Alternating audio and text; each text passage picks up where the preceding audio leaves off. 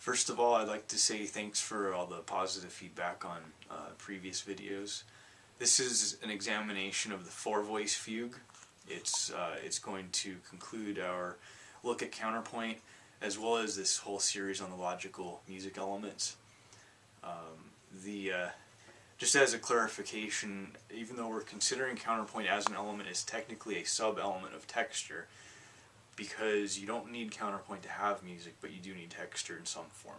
But since we're considering the logical application of each element, counterpoint is the complex application of texture, so we're including counterpoint as an element. Now, the word fugue comes from the Latin word fugare, which means to chase. Clearly a reference to the way that the different melodies interact with each other. And it's not a true form because only the exposition is clearly defined as far as how the thematic material is organized. So that's what we're going to look at, how it's organized. The three main parts of the exposition are the subject, the response, and the counterpoint. Now, the word the counterpoint, as used in the fugue, is not talking about the study of counterpoint as a subject or a topic, but the counterpoint refers to a specific melody or a separate theme almost that balances against the subject and response. And we'll see how that's done in a moment. So to make an effective subject, first of all, it has to be characteristic, so that when there's a lot going on, you can still be able to tell it apart from everything else.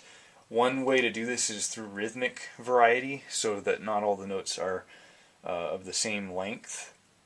And if rhythmic variety is not used, then there has to be a strong tonal tendency or some other feature that makes it characteristic. So I'll play a brief example of using rhythmic variety for a subject. This is the fugue from the Fantasy and Fugue in G minor by Bach, transcribed by Liszt.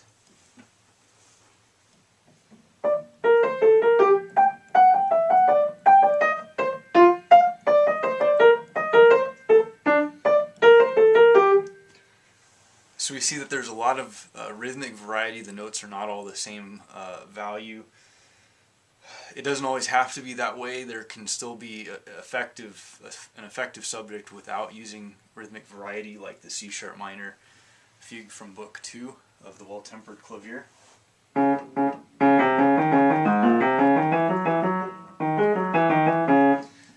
was a sloppy job, but you see that even though all the notes are the same value, what makes it still effective is the fact that the tempo is much faster. Also, it's only a 3-voice fugue, so not as much care needs to be taken to treat it. The subject oftentimes ends on 3 because the median is what determines whether it's major or minor. Now, for an effective response, it is usually in the dominant, but it can also be in the subdominant if using the dominant causes awkwardness in modulation and movement and so forth.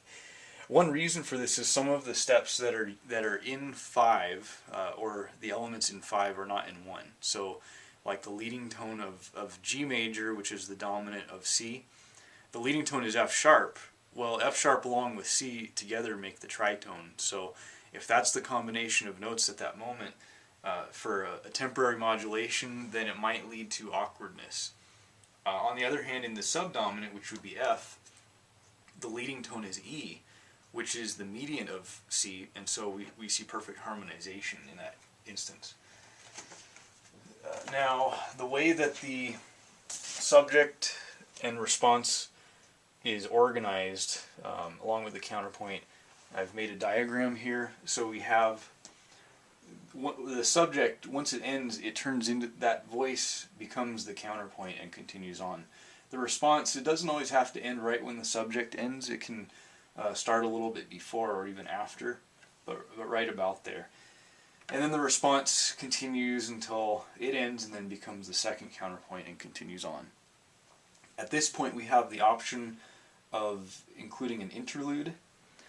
This is to tie everything back to the tonal center if we're doing temporary modulation and so forth. So in that case, we would have an interlude and then the second subject and then another counterpoint and then another optional interlude whether we use it or not, followed by the second response, and then the counter, and then when the second response ends, that's the end of the exposition.